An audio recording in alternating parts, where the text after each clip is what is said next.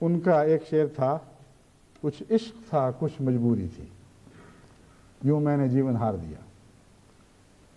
تو کسی کارکن نے کہا یہاں کتنی سچی بات ہے، ہم جو یہاں بیٹھے ہوئے ہیں سارے دنیا کی لذتیں چھوڑ کر، کام چھوڑ کر، اپنی پڑھائیاں چھوڑ کر یہاں آ گئے، تو ہے کیا؟ کچھ عشق ہے کچھ مجبوری ہے۔ عشق ہے اللہ تعالیٰ کی ذات سے، اور مجبوری یہ ہے کہ جب یہ عشق آ جائے تو پھر وہ مجبوری بن جایا کرتا ہے۔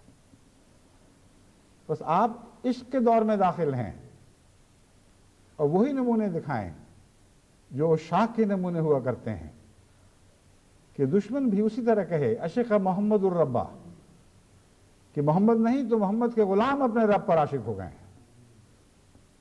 اور جب خدا کے بندے خدا پر عاشق ہو جائیں تو خدا کی قسم، خدا کی محبت ہے جو کل عالم کو تسخیر کر دیا کرتی ہے۔ بس اس تسخیر کے لیے آگے بڑھو اور ذکر الہی کو بلند کرتے ہوئے آگے بڑھو، خدا کی محبت کے گیت گاتے ہوئے آگے بڑھو۔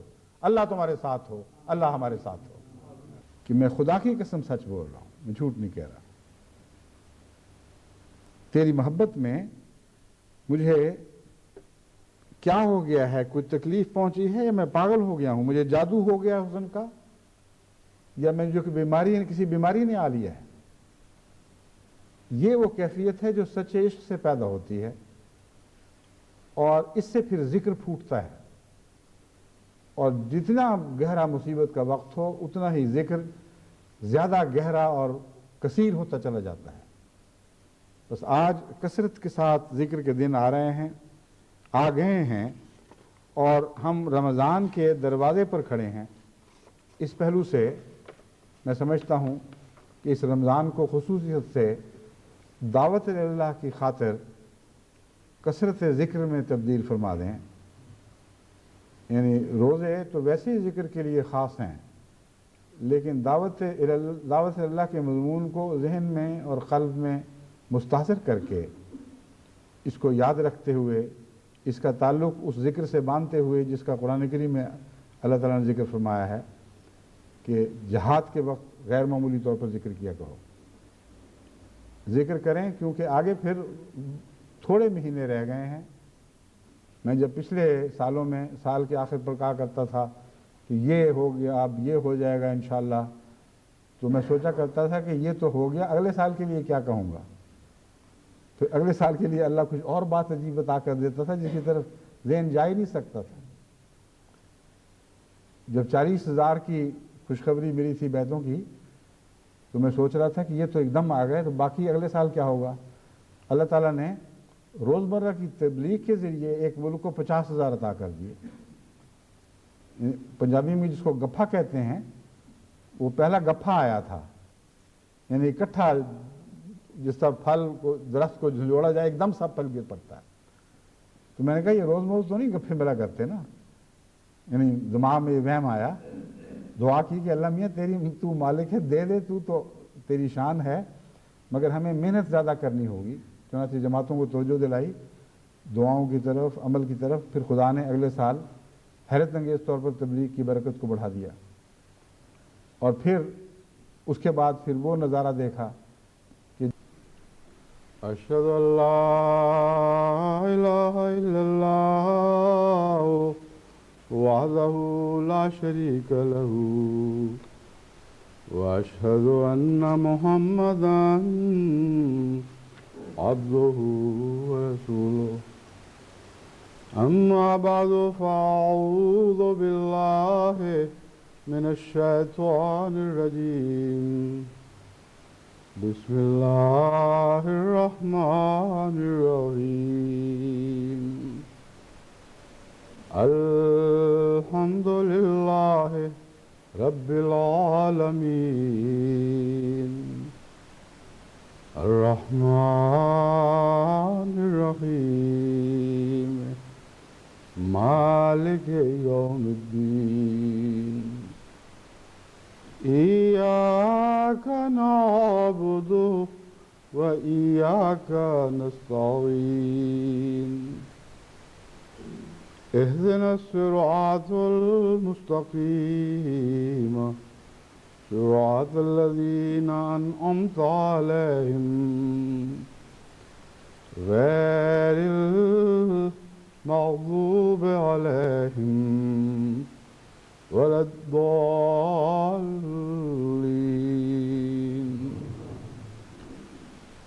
يا أيها الذين آمنوا إذا لقيتم فئة فاثبتوا واذكروا الله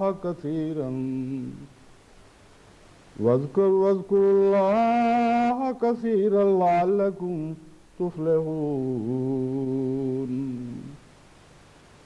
وأطيعوا الله ورسوله ولا تنازعوا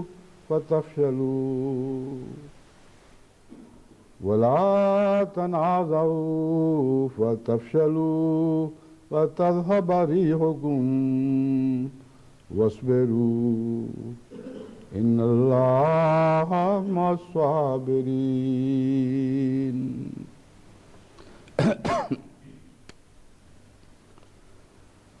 گزشتہ جمعہ میں نے جن جماعتوں کے جلسوں کا اعلان کیا تھا ان میں ایک اعلان ضلع جھنگ کے ایک جلسے کا رہ گیا تھا، اور ان کو صرف اس وقت شدت سے انتظار نہیں تھی، بلکہ اب مجھے فیکس آئی ہے کہ ابھی بھی ہمیں انتظار ہے، ویسے جلسہ گزر بھی چکا ہے، تو بہرحال ان کا بھی ذکر خیر چلے تو کوئی حرج نہیں. اللہ ان کو بہترین خدمت کی توفیق بخشے اور نیک مجالس سے زیادہ استفادے کی توفیق بخشے. جلسہ سالانہ جماعت احمدیہ بنگلہ دیش آج سے شروع ہو رہا ہے. ان کو خصوصیت سے اپنی دعاؤں میں یاد رکھیں.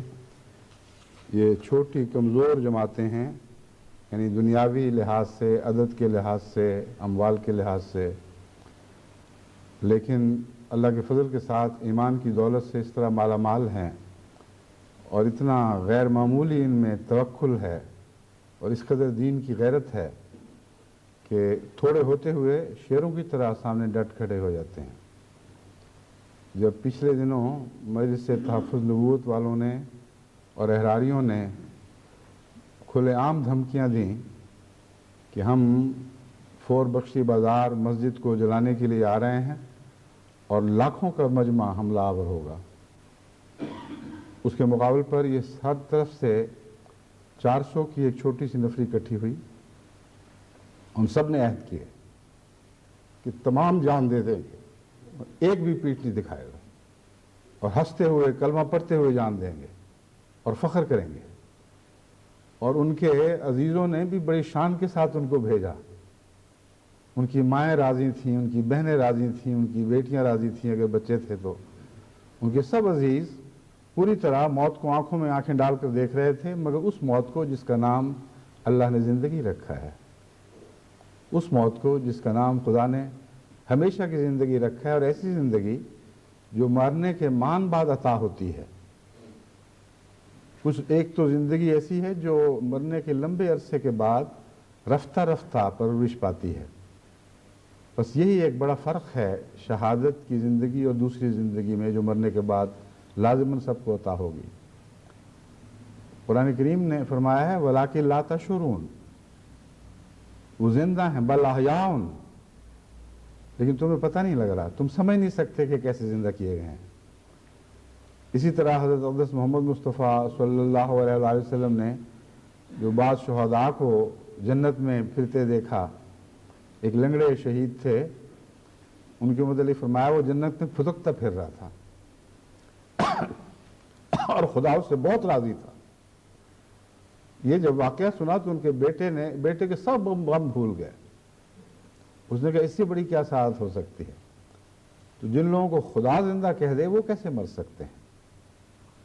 کوئی ایسا نظام جاری ہے کہ شہید کی زندگی مان بعد اسی طرح جاری رہتی ہے جیسے پہلے تھی، یعنی اس کا شعور کو اللہ تعالیٰ مرنے نہیں دیتا، اس کو مٹنے نہیں دیتا، اور یہ ایک بہت عظیم سعادت ہے.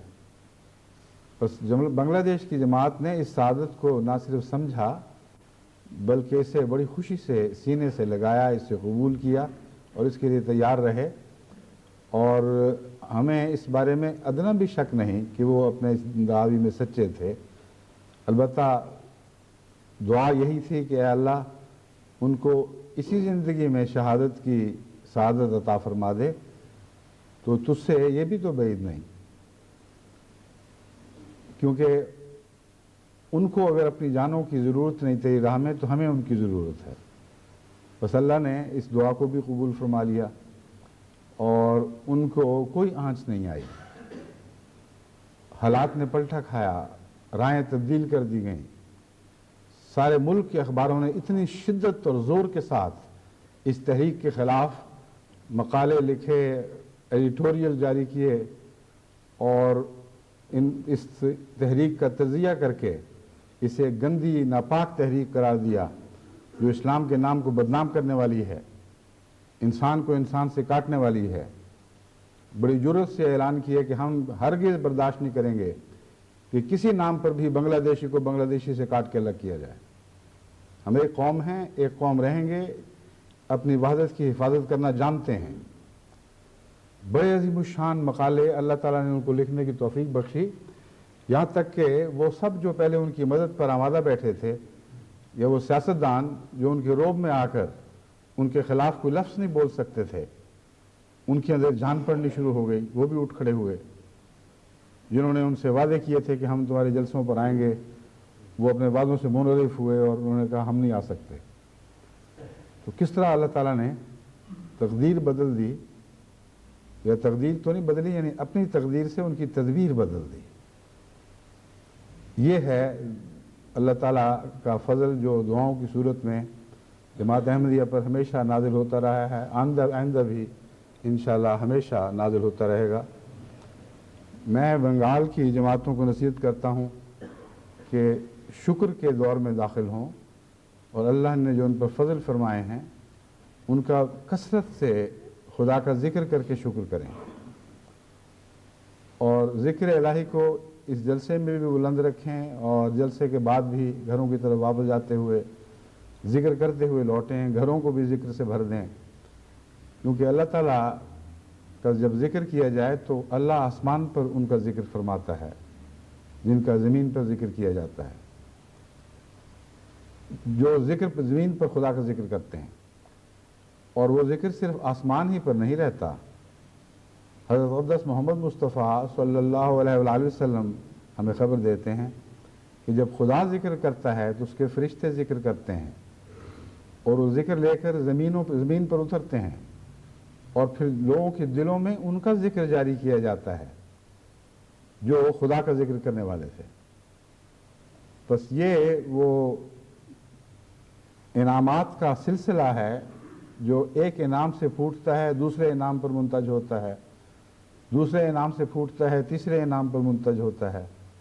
ایک لامتناہی لازوال سلسلہ ہے جو ذکر سے چلتا ہے اور انسان کو نہ صرف نئی زندگی عطا کرتا چلا جاتا ہے بلکہ اس کے درجات اس دنیا ہی میں بلند تر ہونے لگتے ہیں، کیونکہ ذکر کے ذریعے انسان سب رفتیں حاصل کر سکتا ہے اور کرتا ہے۔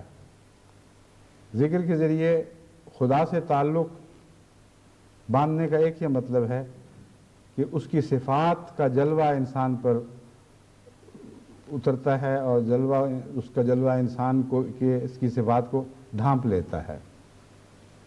بس اس پہلو سے میں آپ کو یہی نصیحت کرتا ہوں کہ آج کل چونکہ ذکر ہی کے مضمون پر خطبات جاری ہیں، اس لیے آپ خاص طور پر ذکر الہی کے ذریعے اللہ تعالیٰ کا شکر ادا کریں اور اس سے یہ دعا مانگیں کہ آپ کی نیکیوں کی حفاظت فرمائے، ان کو آپ کو ثابت قدم بنائے اور صبر عطا کرے۔ صبر سے مراد صرف تکلیف پر صبر نہیں بلکہ اصل اور اعلیٰ مراد نیکی پر صبر ہے۔ صبر کی جو سچی اور اعلیٰ تعریف حضرت اقدس محمد مصطفیٰ صلی اللہ علیہ وآلہ وسلم نے فرمائی اور قرآن کریم کے مضمون ہی کو اپنے الفاظ میں بیان فرمایا، وہ یہ ہے کہ نیکیوں پر انسان ثابت قدم ہو جائے، ان کو پکڑ کے بیٹھ رہے۔ بس اس پہلو سے آپ اپنی نیکیوں پر صبر کریں، لیکن صبر کے لیے اللہ تعالیٰ سے استعانت کریں، اس سے دعا کریں کہ وہ آپ کو توفیق بخشے کہ آپ صبر کرنے والے ہوں۔ آپ نے جو نیکیاں اختیار کی ہیں ان پر اگر صبر کر جائیں گے تو آئندہ کے لیے ہمیشہ یہی صبر آپ کی ڈھال بن جائے گا. اور ان اللہ مع الصابرین کے مضمون کو آپ بار بار اپنے حال پر اطلاق پاتے دیکھیں گے. ان اللہ مع الصابرین فرماتا ہے اللہ تعالیٰ، اور یہ مضمون جو ہے وہ جزا کے مضمون سے اعلیٰ تر مضمون ہے. اللہ ان کے ساتھ رہتا ہے، چونکہ انہوں نے پہلے غموں پر خدا کی خاطر صبر کیا تھا، اس لیے آئندہ غموں سے حفاظت کے لیے خدا ساتھ رہنے لگ جاتا ہے. فرشتوں کے نزول کے مضمون سے بھی یہ بالا تر ہے. بس صبر ایک بہت عظیم نیکی ہے اور بہت عظیم خوبی ہے. اگر اللہ تعالیٰ سے وَاسْتَعِینُوا بِالصَّبْرِ وَالصَّلَاةِ فرمایا ہے، اب دیکھیں یہاں صلاۃ کا لفظ بعد میں رکھا اور صبر کا پہلے کر دیا. حالانکہ صلاۃ ہر نیکی کی کنجی ہے، لیکن وَاسْتَعِینُوا بِالصَّبْرِ وَالصَّلَاةِ، صبر کے ساتھ اللہ تعالیٰ سے مدد مانگو اور صبر کی دعا مانگو، صبر عطا ہونے کی دعا مانگو، اور نماز کے ذریعے اس مضمون کو مزید تقویت دو. تو اللہ تعالیٰ آپ کو صبر کا بہترین مضمون سمجھنے اور اپنی زندگیوں میں اسے جاری کرنے کی توفیق بخشے. تمام احباب جماعت، بنگلہ دیش، خواتین، بچوں، سب کو عالمگیر جماعتوں کی طرف سے محبت بھرا سلام. ہماری دعائیں آپ کے ساتھ ہیں، آپ کی دعائیں ہمارے ساتھ رہیں. اب ذکر کے مضمون میں نے جو آیات تلاوت کی تھیں ان کے تعلق میں چند باتیں آپ کے سامنے رکھتا ہوں. ایک عربی شاعر کہتا ہے، ذکرتک والخطی یخطر بیننا وقد نہلت من المشقۃ السمر فواللہ ما ادری وانی لصادق ادام ارانی من حبابک ام سحر. کہ اے میری محبوبہ، میں نے تجھے اس وقت بھی یاد کیا جب خطی نیزے ہم پر چل رہے تھے اور ان خون آلود نیزوں نے ہمارے خون پیے ہوئے تھے. یہ لفظ غالباً مشقت غلط لکھا گیا، میرا خیال مثنیٰ ہوگا، مثنۃ السمر، مشقت ہی ہے. خدا کی قسم مجھے سمجھ نہیں آ رہی کہ آیا مجھے تیرے عشق کی وجہ سے کوئی بیماری لگ گئی ہے یا تیرے حسن کا جادو یہ کرشمے دکھا رہا ہے، اور یہ بات خدا گواہ ہے کہ میں سچ کہہ رہا ہوں. یہ مضمون دنیاوی شعراء کے حق میں تو اللہ بہتر جانتا ہے کس حد تک پورا ہوتا ہے. بعض جنونی ایسے بھی ہوتے ہیں جو بندے کے فانی عشق میں اپنے آپ کو فنا کر دیتے ہیں، لیکن فی الحقیقت یہ مضمون اللہ کی ذات پر اطلاق پاتا ہے، بندے اور اللہ کے تعلق پر اطلاق پاتا ہے. اور اس پہلو سے سب سے بڑی گواہی حضرت اقدس محمد مصطفیٰ صلی اللہ علیہ وآلہ وسلم کی ہے. یہ شاعر تو اپنے متعلق کہتا ہے کہ میرا عشق شاید بیماری بن گیا ہے، مگر حضرت اقدس محمد مصطفیٰ صلی اللہ علیہ وآلہ وسلم کے متعلق کفار یہ گواہی دیا کرتے تھے کہ عشق محمد الربہ، کہ محمد کو تو اپنے رب سے عشق ہو گیا ہے، اور اس عشق کو بیماری کے طور پر بھی پیش کیا کرتے تھے. کہتے ہیں بیمار ہے، مجبور ہے، اس کو جنون ہو چکا ہے، اور وہ عشق کا جنون ہے. بس حقیقت میں جب سچا عشق ہو تو یہ کیفیات ضرور پیدا ہوتی ہیں، اور سخت تکلیف کے وقت بھی جبکہ دنیا کی دوسری چیزیں بھول چکی ہوتی ہیں، اس وقت بھی اپنا محبوب ضرور یاد رہتا ہے اور بشدت یاد آتا ہے. تو جو دنیا کے لوگ ہیں ان کو تکلیفوں کے وقت اپنے دنیا کے محبوب یاد آتے ہیں، جو اللہ والے ہیں ان کا ذہن زیادہ سے زیادہ اللہ کی طرف جھکتا ہے. لیکن ایک فرق ہے ان دونوں باتوں میں. اللہ کی طرف مشقتوں اور تکلیفوں کے وقت بعض اوقات دہلیوں کے ذہن بھی چلے جاتے ہیں. وہ بھی سمجھتے ہیں کہ شاید اس راہ سے ہماری نجات مل جائے. اگر کوئی ذات ہے اور وہ ہماری آواز سن رہی ہے تو ہو سکتا ہے ہمیں بخش دے اور ہمیں اس مصیبت سے نجات بخش دے. اللہ تعالیٰ قرآن کریم میں فرماتا ہے کہ ہم بعض دفعہ ایسی ہوائیں چلاتے ہیں جو نرم خو اور اچھی اچھی ہوائیں چل رہی ہوتی ہیں. کشتی والے سمندر میں سفر کرتے ہیں یہاں تک کہ ان ہواؤں میں تیزی آ جاتی ہے اور ہوائیں تند ہو جاتی ہیں اور خوفناک طوفان میں بدل جاتی ہیں. اس وقت وہ دعا کرنے والے گریہ وزاری سے خدا کی طرف جھکتے ہیں کہ اے خدا اگر تو ہمیں اب بچا لے تو ہم تیرے شکر گزار بندے بنیں گے یا نیکیوں کے دعوے کرتے ہیں ہم یہ کریں گے. اللہ جانتا ہے کہ جب وہ خشکی پہ جائیں گے تو ایسا نہیں کریں گے, پھر وہ اپنے شرک اور کفر کی طرف لوٹ جائیں گے, مگر اللہ پھر بھی ان کی اس دردناک پکار کو سن لیتا ہے. تو ایسے بھی لوگ ہیں جو مصیبت کے وقت اور تکلیف کے وقت اور ہو سکتا ہے جنگ کی شدت کے وقت بھی اللہ کا نام لیتے ہوں, مگر اسے ذکر الہی نہیں کہا جاتا.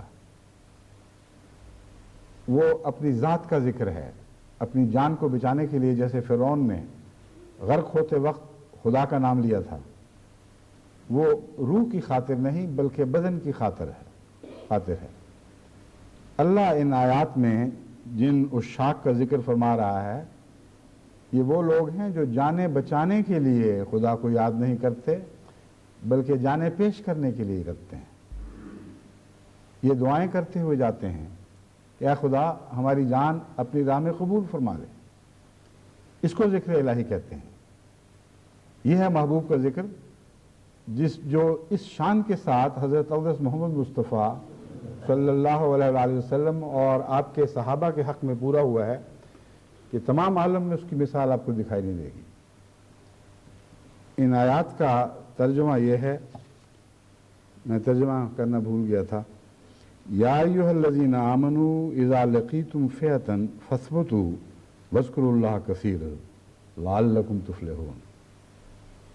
کہ اے وہ لوگ جو ایمان لائے ہو, جب تمہاری جنگ میں مٹھ بھیڑ ہو کسی گروہ سے, فاثبتوا تو ثابت قدم رہو اور اللہ کا بہت کثرت سے ذکر کیا کرو, لعلکم تفلحون تاکہ تم کامیاب ہونے والے ہو. واطیعوا اللہ ورسولہ اور اللہ اور اس کے رسول کی اطاعت کرو. ولا تنازعوا اور آپس میں پھٹو نہیں, جھگڑے نہ کرو. فتفشلوا اس سے تم منتشر ہو جاؤ گے, پیٹھ دکھا کے بھاگ جاؤ گے, کمزور ہو جاؤ گے. تفشلوا کا اصل مطلب تو ہے کہ بزدلی دکھانا, کمزوری دکھانا, تو تم کمزوری دکھا دو گے پھر. وتذهب ريحكم اور تمہاری پھونک نکل جائے گی. جیسے کہتے ہیں بڑا پھونکی ہے یہ, تو حقیقت میں مومن کو جو روب عطا ہوتا ہے وہ اس کی ذاتی خوبیوں کا روب نہیں ہوتا, اللہ سے تعلق کے نتیجے میں وہ روب پیدا ہوتا ہے, اور جتنی اس کی ذات ہے اس سے بہت بڑی دشمن کو دکھائی دیتی ہے. جماعت احمدیہ کا ہمارا 100 سالہ تاریخ, اس سے زیادہ کی تاریخ ہو چکی ہے, اب یہی تجربہ ہے کہ جماعت بہت تھوڑی بھی ہو تو اللہ کے فضل سے اس کا روب بہت ہوتا ہے, اور خدا تعالیٰ جب جماعت کو کامیابیاں عطا فرماتا ہے تو ہم سے بہت زیادہ طاقتور دشمن اس سے بے قرار اور بے چین ہو کر کہنے لگتے ہیں کہ آ گئے یہ غالب آ گئے, ان کو کسی طرح روکو, یہ ہماری تدبیروں سے تو نہیں روکتے. تو یہ جو تھوڑی سی بات پر اس قدر ان کا پریشان ہو جانا, یہ اس روب کی وجہ سے ہے جس کا قرآن کریم ذکر فرماتا ہے. اور محاورہ بڑا پیارا استعمال فرمایا ہے کہ تمہاری پھونک نکل جائے گی. اللہ کا ذکر گیا تو تم بھی گئے بیچ میں سے, تم تو اس کائنات کے ذرے کی طرح ہو جسے ایٹم کہا جاتا ہے, یعنی جس کا وجود آپ کو لاکھوں گنا زیادہ بڑا دکھائی دے رہا ہے.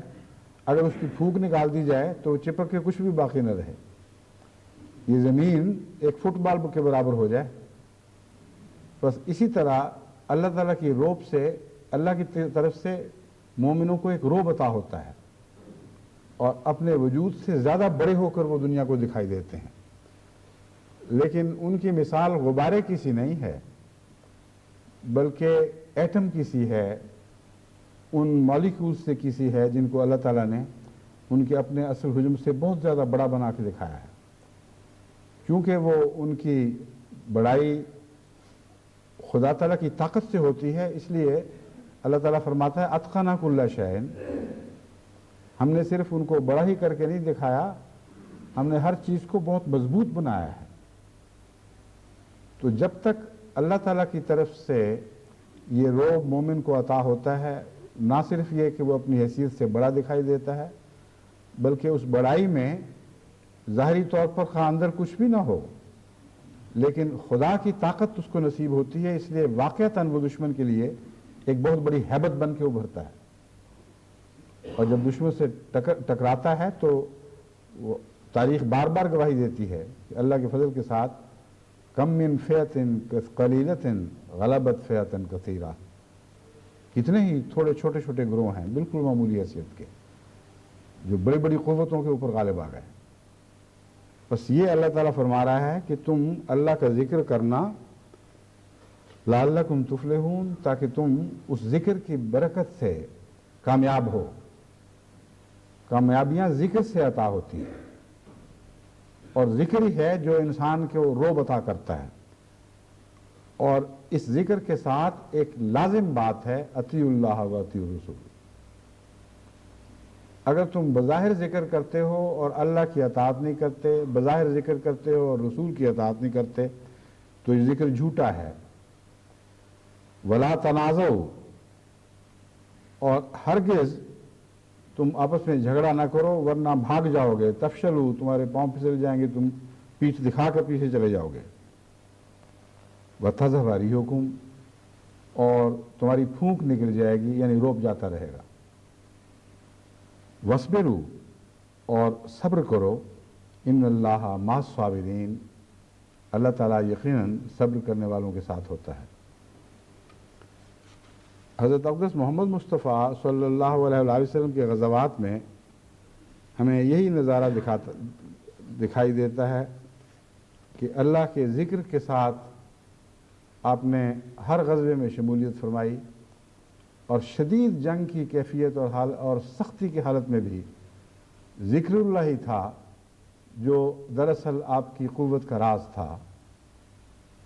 जंग बदर के मौके पर बज़ाहिर आप जंग में खुद जिस्मानी तौर पर हिस्सा नहीं ले रहे थे, मगर वो जंग एक उस छोटे से खेमे में लड़ी जा रही थी जहाँ हज़रत अक़दस मोहम्मद मुस्तफ़ा सल्लल्लाहु अलैहि वसल्लम ज़िक्र इलाही में मशगूल थे, और इस शिद्दत के साथ आप पर रिक़्क़त तारी थी कि रोते रोते बार बार कंधे की चादर गिरती थी, और अबू बकर उठा कर उसे फिर वापस कंधे पर डालते थे।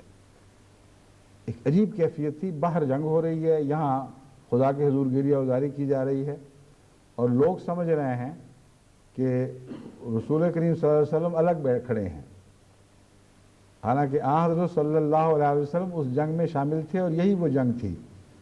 लेकिन फिर आपने शिरकत फरमाई।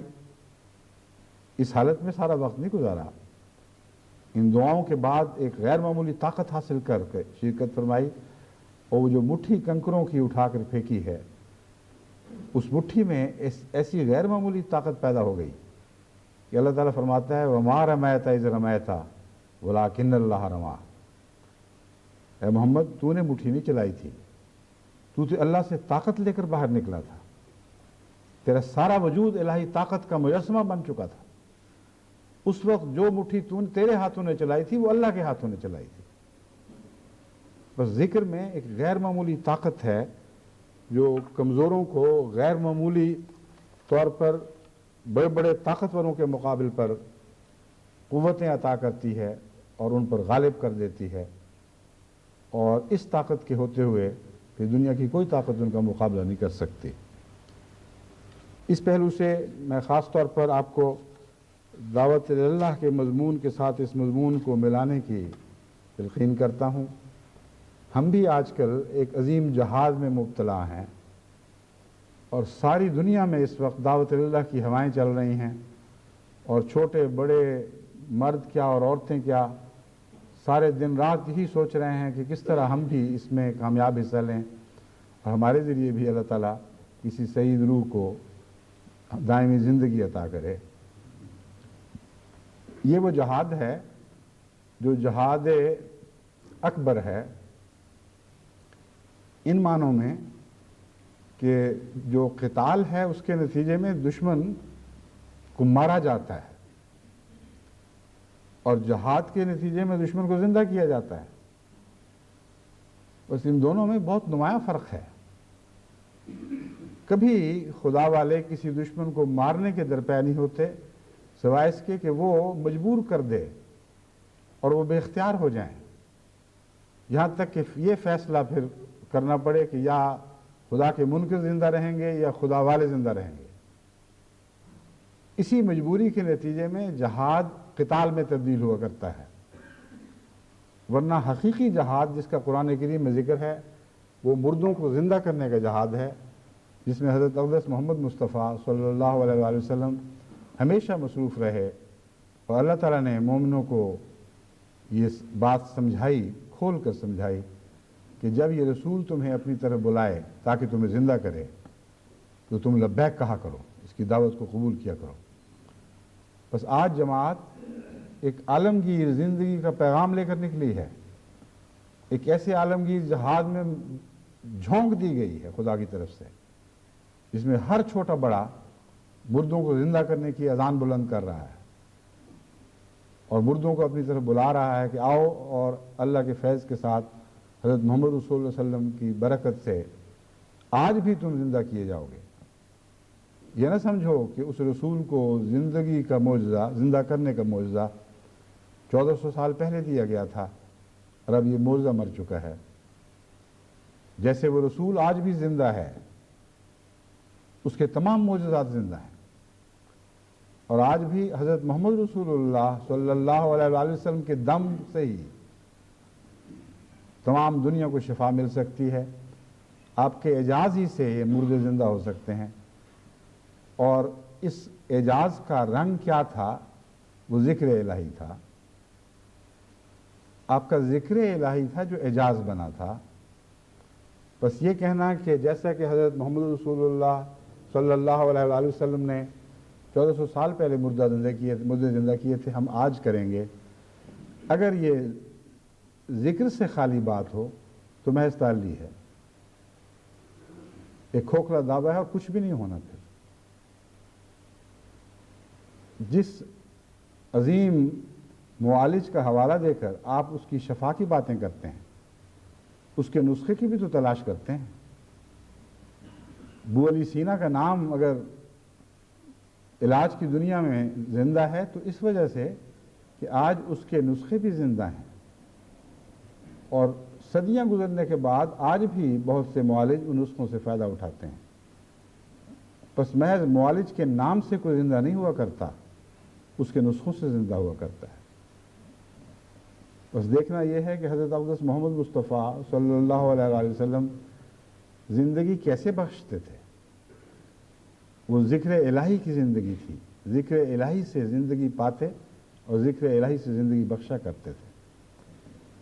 اور جنگ کے دوران اللہ تعالیٰ فرماتا ہے جب تمہاری مٹھ بھیڑ ہو جائے، جب شدت کی گھمسان کی لڑائی ہو، اس وقت یہ یہاں نہیں فرما رہا کہ اپنے ہتھیار تیز کرو، اپنی قوتوں کو چمکاؤ، بعض دوسری جگہ وہ بھی ذکر ہے، لیکن یہاں فتح کا راز بیان کیا جا رہا ہے کہ جتنی لڑائی فرماتا ہے جتنی لڑائی تیز ہوتی چلی جائے، تمہارا مقابلہ ہو، وَاذْكُرُوا اللَّهَ كَثِيرًا لَعَلَّكُمْ تُفْلِحُونَ، ثبات قدم رکھو لیکن ذکر الہی سے برکت حاصل کرو اور قوت حاصل کرو، ورنہ تمہیں ثبات قدم بھی نصیب نہیں رہے گا۔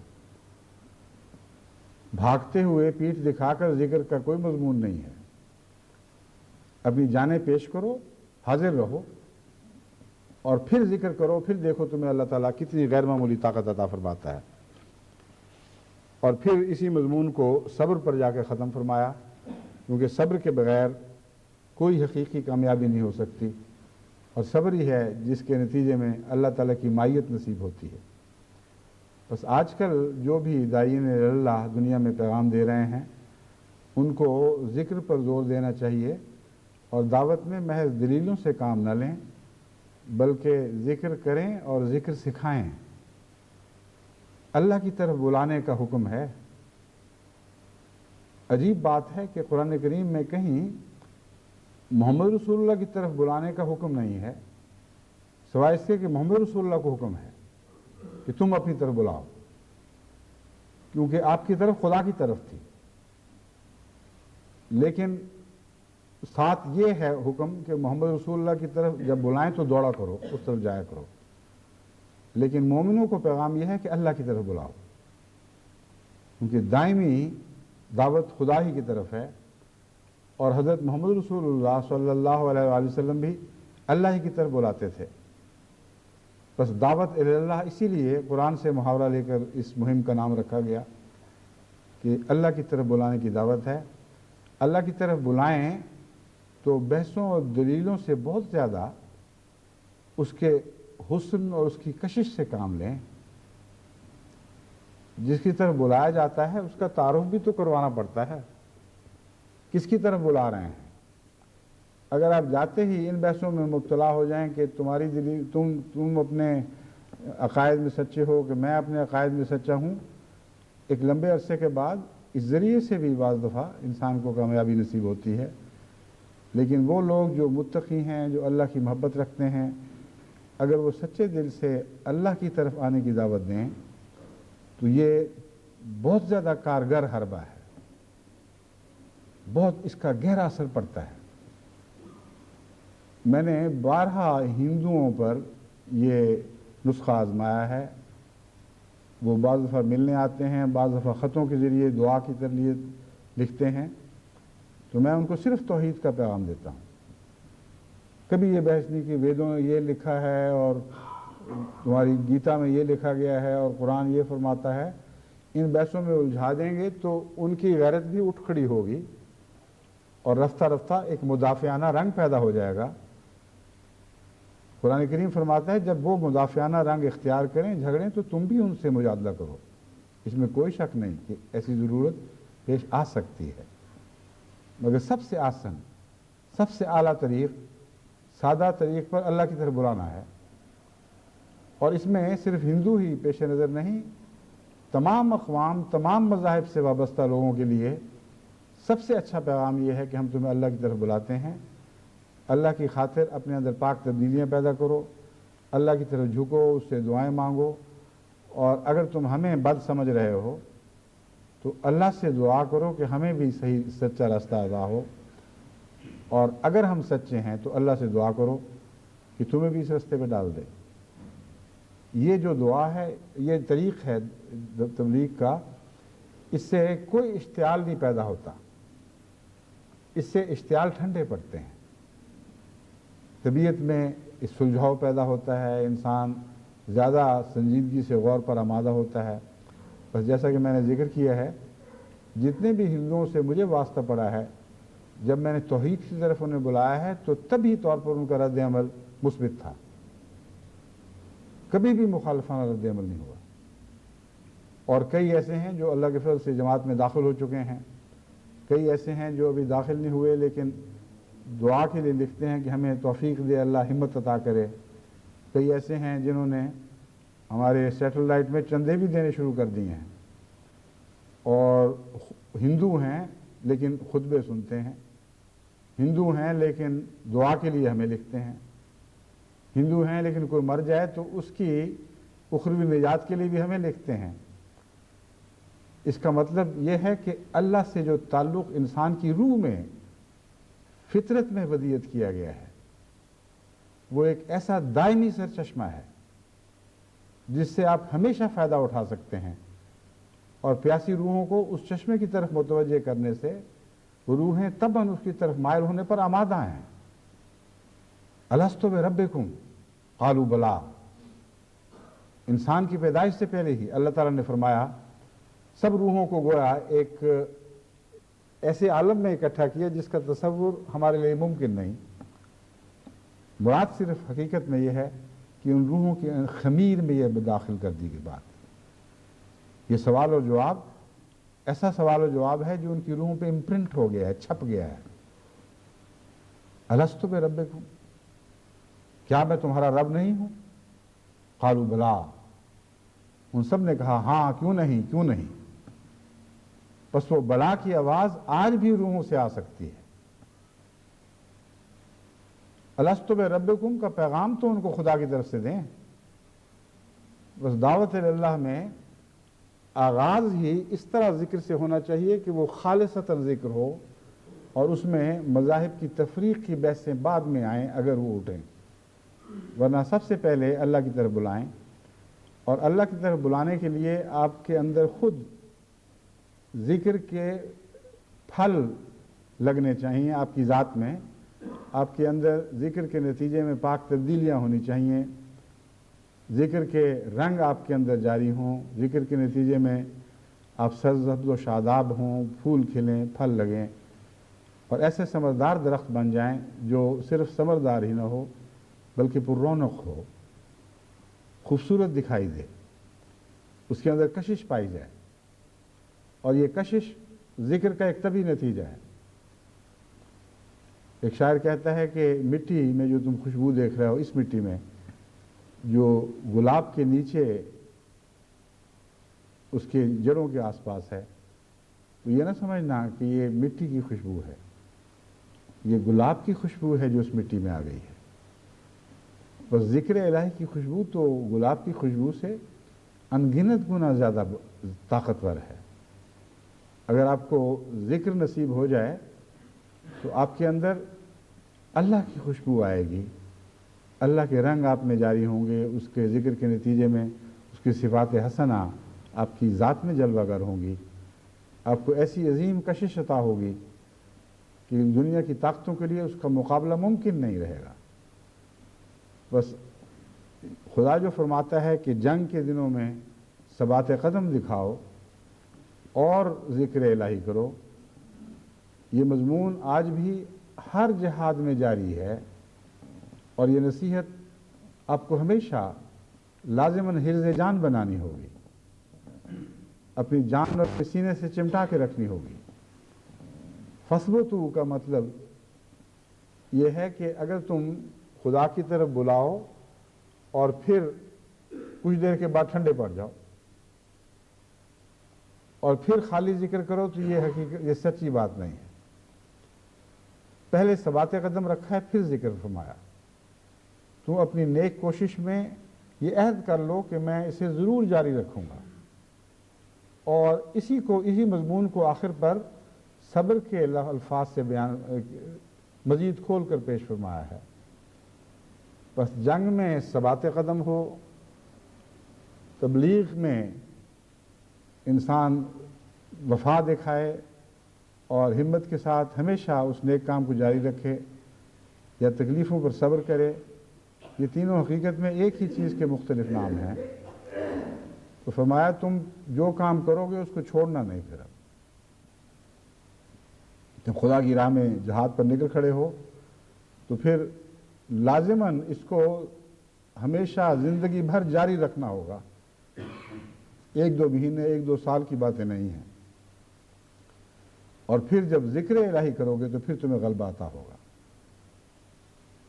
फिर अल्लाह ताला फरमाता है वज़्कुरुल्लाह कसीरन, सिर्फ ज़िक्र नहीं, कसरत से ज़िक्र करो। बस ये जो ज़िक्र इलाही का मैं मज़मून बयान कर रहा हूँ, इसका आखिरी ताल्लुक़ दावत अल्लाह से है। आगाज़ में ये आपकी ज़ात को संवारने के लिए ज़िक्र शुरू हुआ था। जब आप बन संवर कर तैयार हो जाएं तो आप में इलाही कशिश पैदा हो जाती है। फिर आप दावत अल्लाह के लिए निकलें, फिर उस ज़िक्र को और तेज़ कर दें, तो ये दुनिया की फ़तह तो चंद कदम की बातें रह जाएगी। वो जो आप अगली सदियों में बातें देख रहे हैं और जो ख्वाबें हैं, उन ख्वाबों की ताबीर इस दुनिया में देखेंगे और आज देख भी रहे हैं। कसरत से मुझे ऐसे ख़त मिलते हैं कि हमने पाकिस्तान में फ़लाँ वक्त ये ख्वाब देखी थी, फ़लाँ वक्त ये ख्वाब देखी थी। हम बाज़ दफ़े सोच के सोया करते थे कि कब हमें अल्लाह ताला अपना टेलीविज़न अता करेगा। बाज़ माओं का किस्सा लिखते हैं कि बड़ी हसरत से उन्होंने कहा, काश ये लोग जो हमारी मुखालफत में टेलीविज़न को गंदा करते हैं, खुदा हमें भी मौका दे कि हम टेलीविज़न पर ज़िक्र इलाही बुलंद करने वाले हों, दुनिया को पता लगे कि हमारी हकीकत क्या है। कई ऐसे ख्वाहिश रखने वाले मर गए, लेकिन बहुत से आज भी ज़िंदा हैं। اور اپنی آنکھوں کے سامنے انہوں نے وہ بات پوری ہوتی دیکھی جس کا پہلے تصور بھی نہیں کیا جا سکتا تھا۔ پھر خوابیں بہت سی لوگوں نے لکھ کے بھیجیں، بعض پرانی خوابوں کے حوالے دیے جو ہمارے فائل میں موجود ہیں۔ اس وقت اس کی تعبیر میں نے یہی لکھا کہ اللہ مبارک کرے، کوئی خوشخبری معلوم ہوتی ہے، لیکن خود مجھے بھی یہ سمجھ نہیں آئی تھی کہ یہ لفظاً لفظاً پوری ہوگی، اور وہ جو نظارے ان لوگوں نے دیکھے تھے اللہ نے ویسے ہی دکھا دیے۔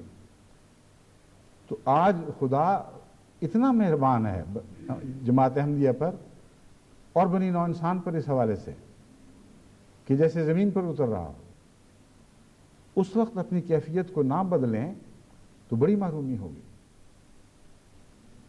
وہ وقت جو خاص خدا کی خاطر جہاد کے وقت ہوا کرتے ہیں، ان دنوں میں واقعی عرش زمین پر آ جاتا ہے، یعنی خدا اپنے تمام جلووں کے ساتھ انسان کے قریب تر آ جاتا ہے۔ اس تھوڑے سے ذکر سے بھی آپ کو بہت بڑی برکتیں عطا ہو سکتی ہیں، اور تھوڑا سا ذکر خود کثیر ہوتا چلا جائے گا، کیونکہ لڑائی میں کثیر کا مطلب یہ ہے ایک اس کا فطری تعلق ہے، اپنا پیارا خطروں کے وقت زیادہ یاد آتا ہے۔ وہ جو پہلے تھوڑا ذکر کیا کرتے تھے، وہ بھی جب موت کے خطرات کو اپنی آنکھوں کے سامنے دیکھتے ہیں تو وہ جو محبوب ہے وہ زیادہ یاد آنے لگ جاتا ہے۔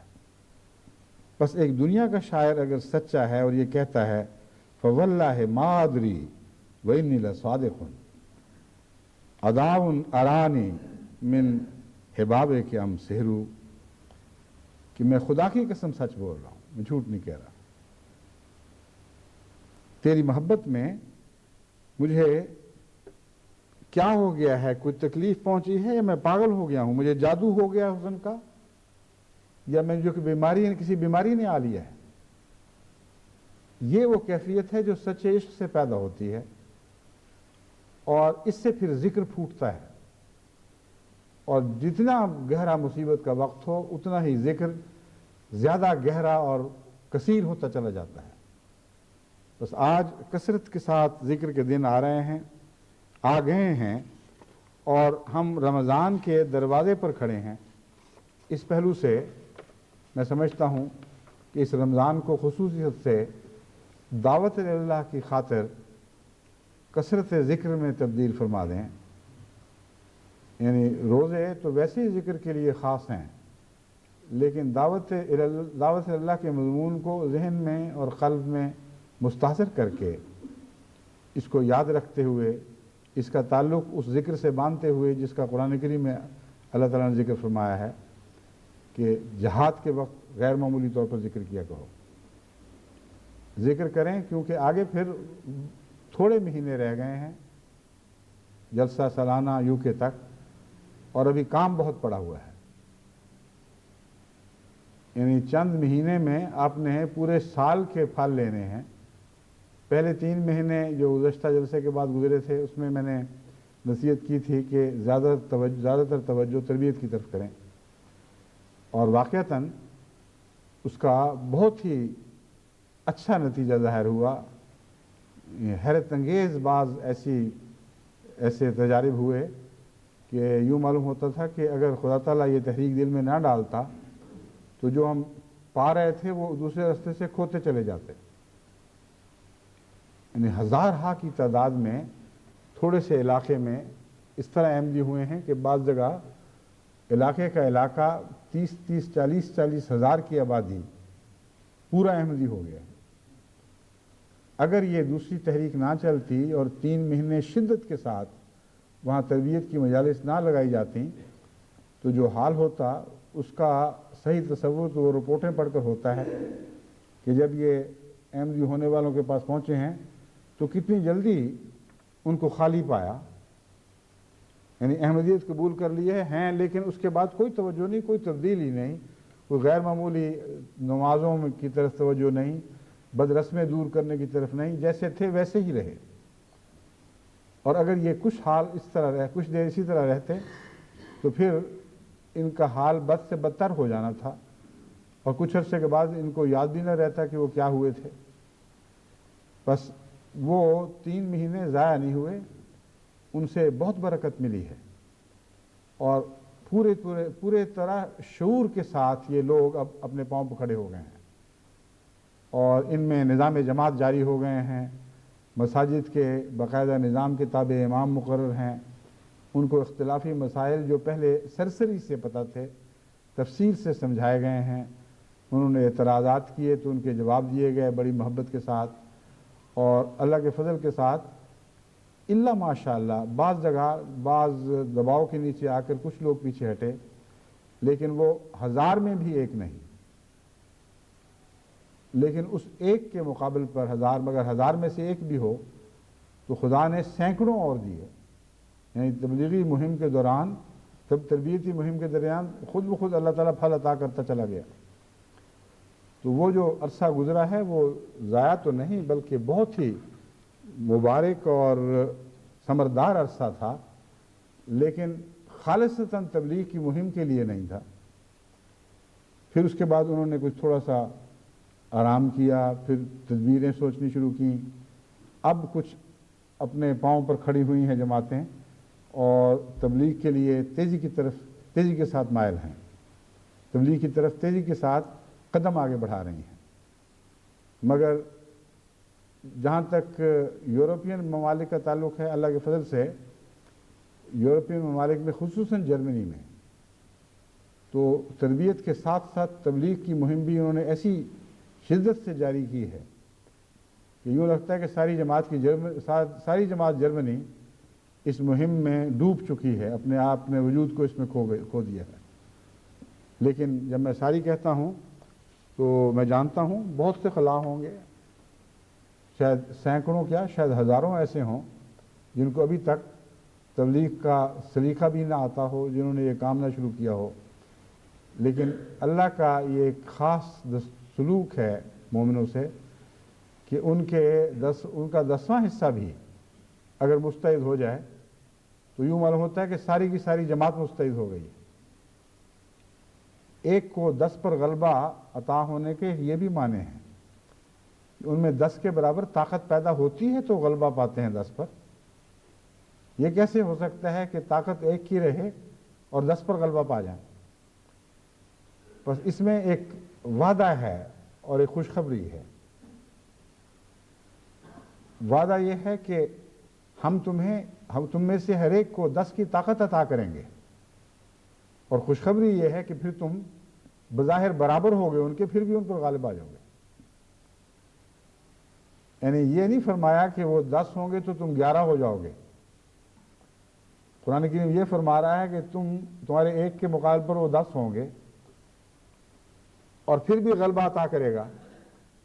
तो इसमें यह नुक्ता समझने के लायक है, अगर खुदा ने जो ताकत तुम्हारी बढ़ाई है महज उस ताकत से जो खुदा ने अता की मगर फिर भी तुम्हारी ज़ात में ज़ाहिर हुई, उससे तुम्हें गलबा अता होता तो कई बेवकूफ़ों को गलतफहमी हो जानी थी कि हमने अपनी ताकत से दुश्मन को मारा है।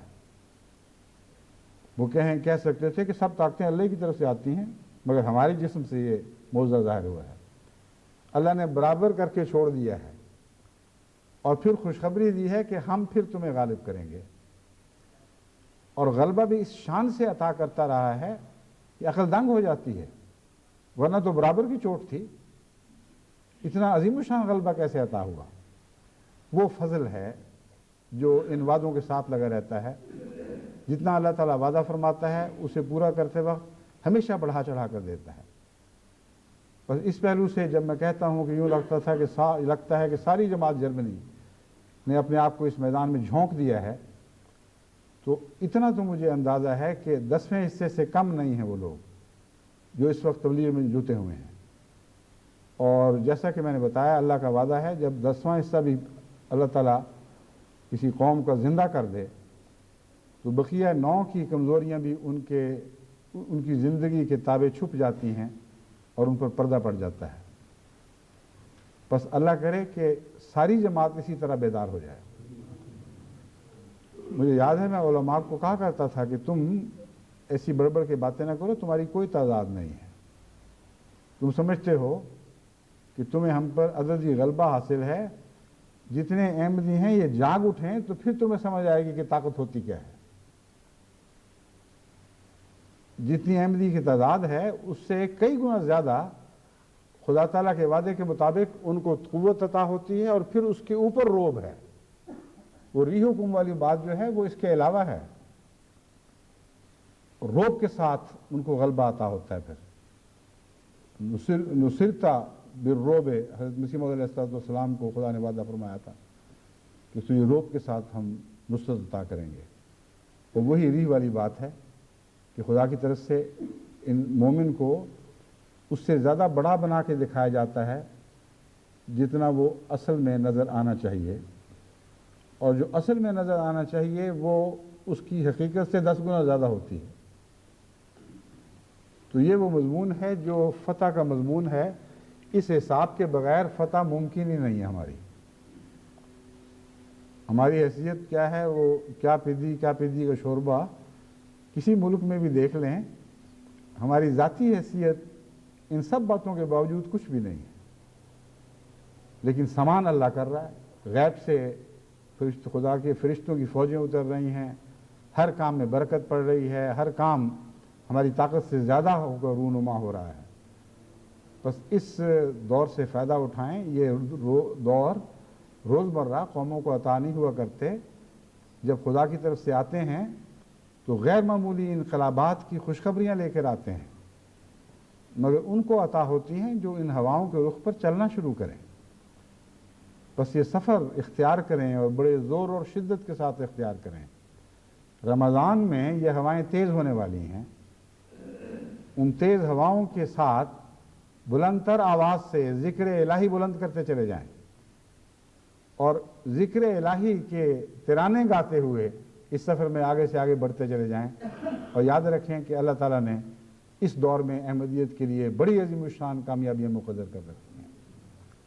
میں جب پچھلے سالوں میں سال کے آخر پر کہا کرتا تھا کہ یہ ہو گیا، اب یہ ہو جائے گا انشاءاللہ، تو میں سوچا کرتا تھا کہ یہ تو ہو گیا، اگلے سال کے لیے کیا کہوں گا. پھر اگلے سال کے لیے اللہ کچھ اور بات عجیب بتا کر دیتا تھا جس کی طرف ذہن جا ہی نہیں سکتا تھا.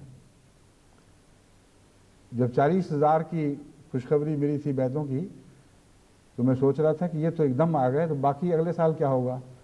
اللہ تعالیٰ نے روزمرہ کی تبلیغ کے ذریعے ایک ملک کو 50,000 عطا کر دیے. پنجابی میں جس کو گپھا کہتے ہیں، وہ پہلا گپھا آیا تھا، یعنی اکٹھا جس طرح پھل کو درخت کو جھنجھوڑا جائے ایک دم سب پھل گر پڑتا ہے. تو میں نے کہا یہ روز روز تو نہیں گپھے ملا کرتے نا. یعنی دماغ میں یہ وہم آیا، دعا کی کہ اللہ میاں تو مالک ہے، دے دے تو تیری شان ہے، مگر ہمیں محنت زیادہ کرنی ہوگی. چنانچہ جماعتوں کو توجہ دلائی دعاؤں کی طرف، عمل کی طرف. پھر خدا نے اگلے سال حیرت انگیز طور پر تبلیغ کی برکت کو بڑھا دیا. اور پھر اس کے بعد پھر وہ نظارہ دیکھا کہ جب مسز خدیجہ نذیر نے مجھے لکھا کہ آپ جب سے یہاں آئے ہیں اس وقت سے اب تک 2.5 لاکھ بیعتیں ہو چکی ہیں. تو میں نے اللہ سے دعا کی کہ یہ جو جب سے میں آیا تو کافی دیر ہو گئی ہے، لیکن اس سے تو ہمارا کام نہیں بنے گا. مجھے اب اس سال باقی 6 مہینے باقی تھے، ان باقی 6 مہینے میں 1.5 لاکھ تو دے تاکہ 4 پورے ہو جائیں. اللہ تعالیٰ نے 2 لاکھ سے زائد دے دیے. اور جب میں وہ اعلان کر رہا تھا تو میں سوچ رہا تھا اگلے سال کے لیے کیا کہوں گا.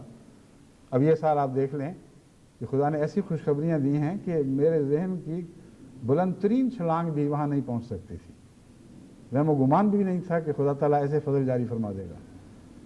تو اللہ کی تقدیر جو کھل کر ہمارے سامنے آ چکی ہے، جو اپنے حسن سے دن بدن پردے اٹھا رہی ہے، ہر پردے کے پیچھے ایک زیادہ دلکش چہرہ ہمیں دکھائی دے رہا ہے. یہ ایک جاری ساری مضمون ہے. آپ کے لیے خدا جلوہ گر ہوا ہے، آپ پر خدا جلوہ گر ہوا ہے. اس حسن کے سے مسحور ہو جائیں، اپنے آپ کو اس حسن پر فدا اور فریفتہ کر دیں. اب عاشقی کا دور ہے، اب منطقوں کے دور ختم ہو چکے ہیں. اب تو شاق ہی ہیں جو دنیا میں انقلاب برپا کریں گے. بس ذکر الہی بلند کرتے ہوئے، جس طرح حضرت اقدس محمد مصطفیٰ جنگوں کی حالتوں میں عین اس وقت جب چاروں طرف سے بظاہر موت حملہ آور ہو رہی ہوتی تھی، آپ اللہ کے ذکر سے زندگی پایا کرتے تھے. جو ظاہری طور پر زندہ رہتے تھے وہ مزید زندگی پا جاتے تھے، اور جو ظاہری طور پر مرتے تھے وہ بھی ہمیشہ کی زندگی پا جایا کرتے تھے. بس جن کے مقدر میں زندگی میں بھی زندگی ہو اور موت میں بھی زندگی ہو، ان کو کیا ڈر ہے؟ بس دندناتے ہوئے خدا کے زندہ شیروں کی طرح آگے بڑھو. یہ دنیا تمہارے لیے مسخر کر دی گئی. تسخیر کرنے والے تم نہیں ہو، تسخیر کرنے والا اللہ ہے. اور سب سے عظیم تسخیر محبت کی تسخیر ہوا کرتی ہے. آپ سب بھی تو محبت ہی کے مارے ہوئے ہیں. یہاں پچھلے دنوں ایک جب مجلس مشاعرہ عبید اللہ علیم کے ساتھ ایک شام ہمارے ٹیلی ویژن پر پیش کی جا رہی تھی، تو اس میں ہمارے بہت سے کارکن، جو نوجوان بچے بچیاں، سب اکٹھے ہو کر اس کو سننے کے لیے ذرا تھوڑی دیر کے لیے کام چھوڑ کر متوجہ ہو گئے. ان کا ایک شعر تھا، کچھ عشق تھا کچھ مجبوری تھی، یوں میں نے جیون ہار دیا. تو کسی کارکن نے کہا، یہاں کتنی سچی بات ہے. ہم جو یہاں بیٹھے ہوئے ہیں سارے دنیا کی لذتیں چھوڑ کر، کام چھوڑ کر، اپنی پڑھائیاں چھوڑ کر یہاں آ گئے، تو ہے کیا؟ کچھ عشق ہے کچھ مجبوری ہے. عشق ہے اللہ تعالیٰ کی ذات سے، اور مجبوری یہ ہے کہ جب یہ عشق آ جائے تو پھر وہ مجبوری بن جایا کرتا ہے. بس آپ عشق کے دور میں داخل ہیں اور وہی نمونے دکھائیں جو شاہ کے نمونے ہوا کرتے ہیں، کہ دشمن بھی اسی طرح کہے عشق محمد الربا، کہ محمد نہیں تو محمد کے غلام اپنے رب پر عاشق ہو گئے ہیں. اور جب خدا کے بندے خدا پر عاشق ہو جائیں تو خدا کی قسم، خدا کی محبت ہے جو کل عالم کو تسخیر کر دیا کرتی ہے. بس اس تسخیر کے لیے آگے بڑھو اور ذکر الہی کو بلند کرتے ہوئے آگے بڑھو، خدا کی محبت کے گیت گاتے ہوئے آگے بڑھو. اللہ تمہارے ساتھ ہو، اللہ ہمارے ساتھ ہو.